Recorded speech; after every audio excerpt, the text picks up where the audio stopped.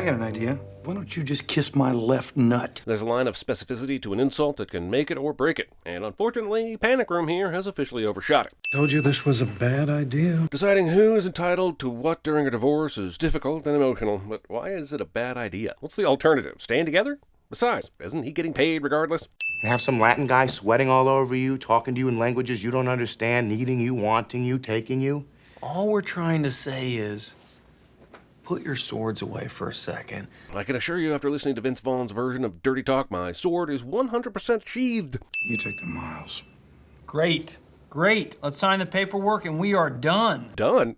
They were just in the middle of a contentious negotiation, but all that was left was the frequent flyer miles? I thought John and Jeremy were good at their jobs, so why did it take so long for them to get this close to the finish line in mediation and they couldn't close? Oh, good, you got it. Is it 100% goose down? Yes. You sure? Asking this female professional to go out on an errand that clearly has nothing to do with the workplace. I don't care what her job title or description is. I'm pretty sure it doesn't, or at least shouldn't, include the phrase sleeping bag sorcerer.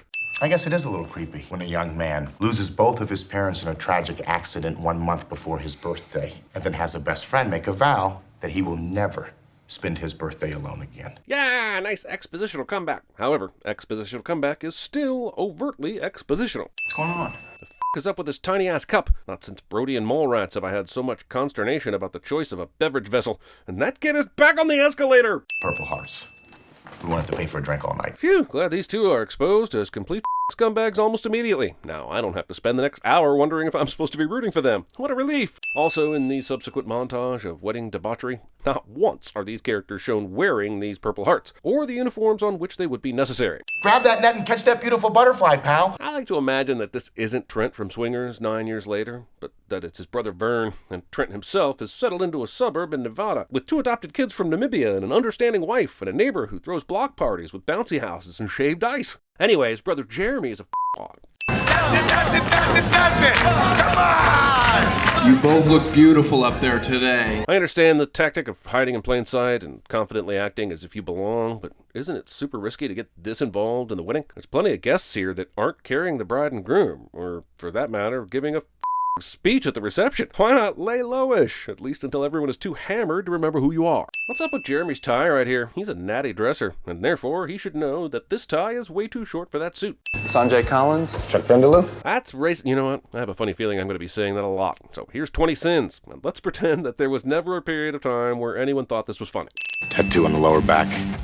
Might as well be a bullseye. Not wearing a condom. Movie posits that this many people would be this excited to dance to Shout, and I'm telling you, it's living in an Animal House style fantasy. Sure, it's a fun song, but that didn't usurp Genuine's Pony as the go-to wedding song even back in 2005. Why are these two getting photographic evidence of their behavior? I know they crash weddings to get laid, but they don't need to advertise that right? Sure, DC's a big area, but there are only so many weddings, and word of mouth is bound to slip out at some point. Jesus Christ, these guys are drinking so hard that not only will their dicks not work later in the night, they may just flat fall off. Another fine example of premature champagne-ulation.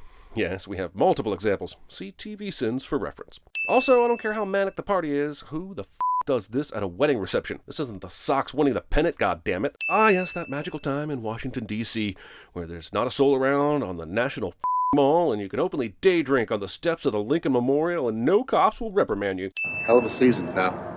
Hell of a season. So, do people just not get married after June? I know that's probably peak season. But if these guys have such a boner for weddings, why don't they make this hobby year-round? Seriously, John's doing all this legal brief by hand? Nary a computer to be found on his desk? Please don't quote the rules to me. I know them. I find it odd that an activity that's this immoral and illegal would have such a rigid code, and we never even find out what all the rules are. Is there something here about not murdering anyone? At what point do the rules stop governing behavior? Clearly, sexual harassment is not mentioned. When Chaz Reinhold passed the sacred rules of wedding crashing on to us 12 years ago. I now pronounce you roll credit. Also, expositional convincing? Expovincing? Surprisingly enough, the copy in this article actually relates to Secretary Cleary and his daughter's wedding. So I guess this checks out. Hang on. Computer zoom and enhance on that line. They're saying Hamilton shot Burr instead of the other way around? I don't concur, sir. Hamilton was killed by Aaron Burr, sir. Let's do our pregame. What do you got? few articles on Secretary Cleary's economic policies. Pre-game? Dude, you're at the game! This is like reading the dictionary for the first time before walking on stage for the final matchup of the World Spelling Bee Championships. Trust me, that would not fly there, and I am goddamn sure it won't fly here. Mom's big with charities, blah, blah, blah. 3 daughters, 1 son. I get it. Good work. Dude, you literally just said, If I do this, I don't want to half-ass it. pray tell, what is this I see before me, if not half-assery? Oh, he instantly falls in love with Rachel McAdams, and that makes him a palatable character somehow. Seriously, how do you not fall in love with Rachel McAdams if you're seeing her in person? This doesn't excuse jack from this character.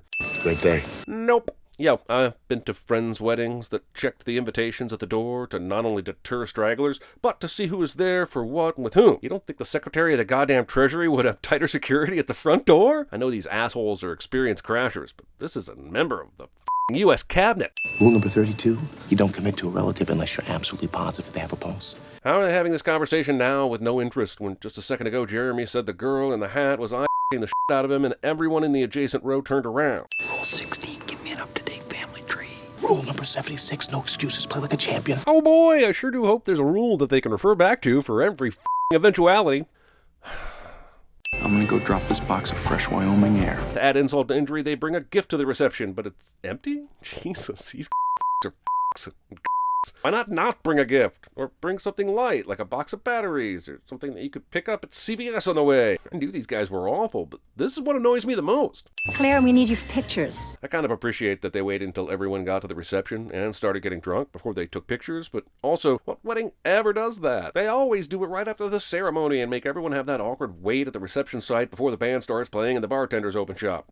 Isn't that the girl you hooked up with at the Andersons' wedding? How has this not happened more frequently, goddammit? There it is. One happy elephant. Where the ass did Jeremy get the balloons for this ruse? Ain't no way he had all that shit in his tux pockets. You ever seen one of those balloon guys? They've got a Batman-level super belt to hold that shit.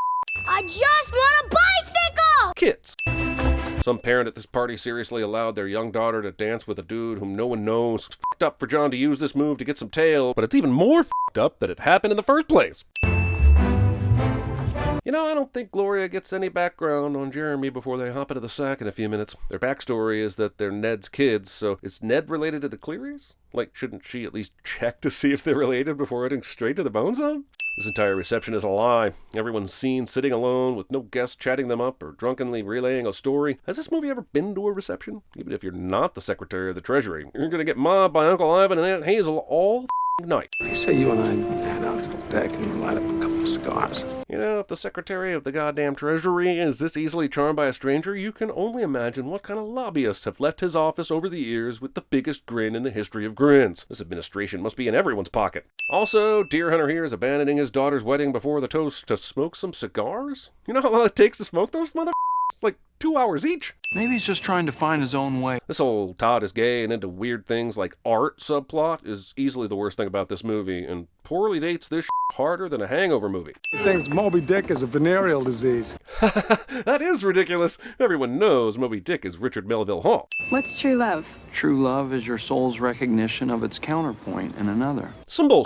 I think you're gonna hear crickets. And I ain't Owen Wilson trying to make it through this entire performance without ever truly opening his eyes. That was amazing. Yeah, and also on a beach, so I call the bullshit. Don't let anyone fool you. Sand has no place in coitus. Anakin was right.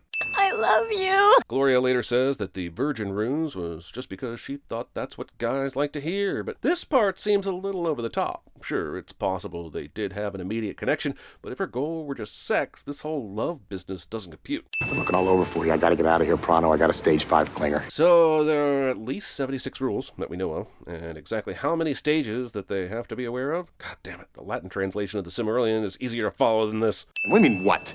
John, this is completely against the rules. Having this conversation about the rules of wedding crashing this loudly in front of all these people. That was my first Asian. Oh, this is what everyone overhears. Also, ladies and gentlemen, your protagonist. You know I'm not gonna give in to this kind of behavior. She's like a kid at Toys R Us. I can't be around it. I have an acquaintance who worked at Toys R Us for 6 years, and yes, I can confirm this is exactly how kids act in there. I'm not sending parents, or even the kids, rather the toy manufacturers and advertisers that directly encourage this spoilt behavior. And George Lucas.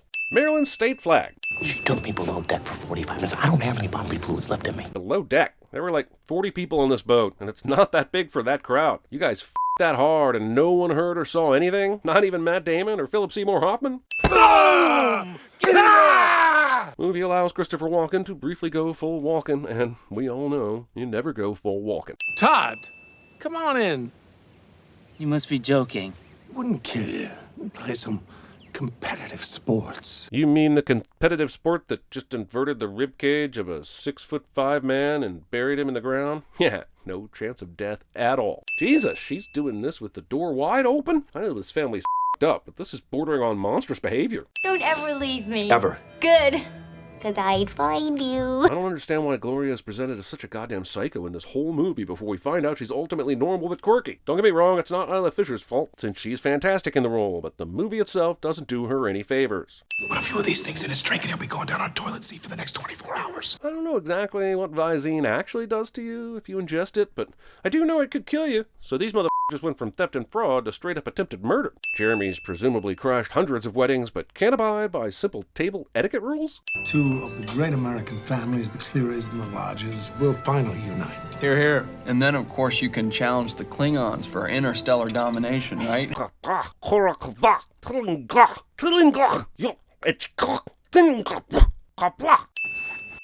If Jeremy were this repulsed by Gloria handjobbing him under the table, he could at least try to close his legs, right? Wait, did he climax? That only took like 50 seconds, and he's been f***ing all day. This should be atrophying right now, not rapidly responding to some over-the-clothes action. Johnny Walker Black Label is a perfectly fine whiskey for us common folk, but I find it hard to believe that a wealthy family like this, who are, I'm sure, very image-conscious, would have anything less than a green label, or probably even blue label, on show. I could do it myself, asshole. Elderly female family member is sassy and says a bunch of inappropriate stuff in a comedy movie cliche. Motorboat? You motorboating son of a bitch, you old sailor. I know it can be exciting talking about boobs, but Jeremy's been miserable this entire excursion. Now, why is he so happy right now? This is a complete 180 from the rest of his attitude during the rest of the movie. Hey. I can't be sure, but I think it's been roughly 11 hours since Claire said she wanted to get some air, and John's just now joining her. Want to help me out? Do you? Do you, kid? Why don't you go get me a 7-Up, okay? Movie pulls a trick and finds the one person that's a bigger asshole than Jeremy and John. Like, even if he comes from a good family, there's no way a woman as strong, smart, and independent as Claire has put up with this dickwad for several years. I know people get into relationships with butt munchers all the time, but this guy is disqualifying. This adorable sequence of John and Claire pining for each other is offset by some awful sexual assault in the next room. And while I'm not going to show it to you, I'm going to send the f*** out of it. You know, Todd screams at night sometimes. The doctors call it night terrors. And you're f***ing surprised? Let's break this down. From what we've seen so far, Todd has a grandmother who berates him with homophobic slurs at every opportunity, a breasticle-flaunting, molly-coddling, alcoholic mother, and an overbearing father who resents him for not being a football-loving, cigar-smoking man's man. Night terrors? I'm amazed he isn't terrorizing Gotham dressed as a clown. What part about this secretary character would suggest he would ignore the ropes that are holding Jeremy to the bed? He's a bit aloof, but he's not a goddamn moron. There he is. Indeed, but how did he get out of that complex system of ropes from last night? The whole eye drop thing backfired. Okay, it didn't work.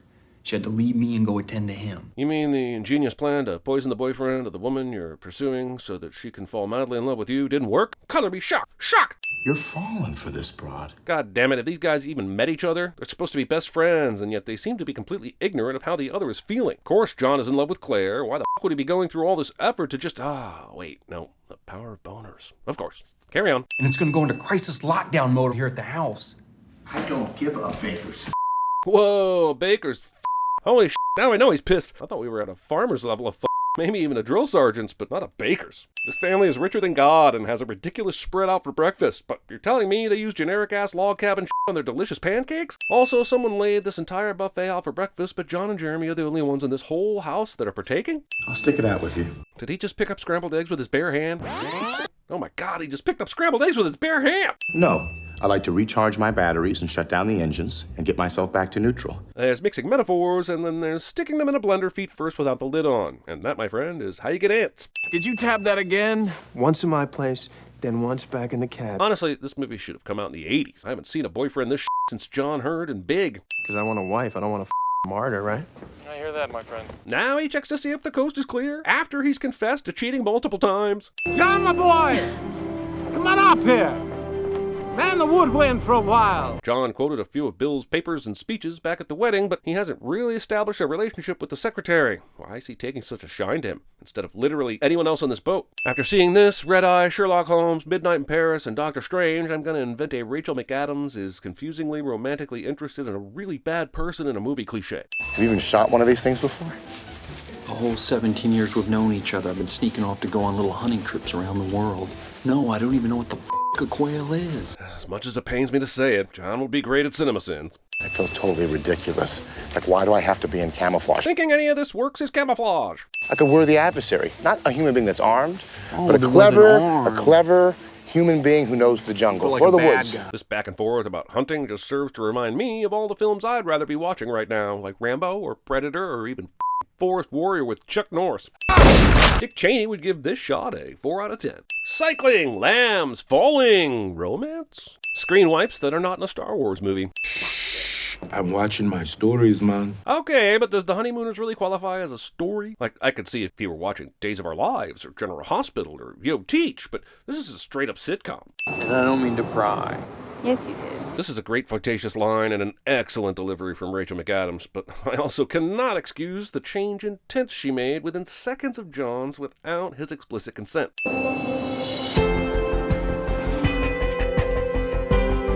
Wait, what happened between the kiss on the beach and now? Did they consummate? Did Claire pull away and say she shouldn't do this? This is probably the most interesting part of the goddamn movie, and we pulled out a big skip on that What?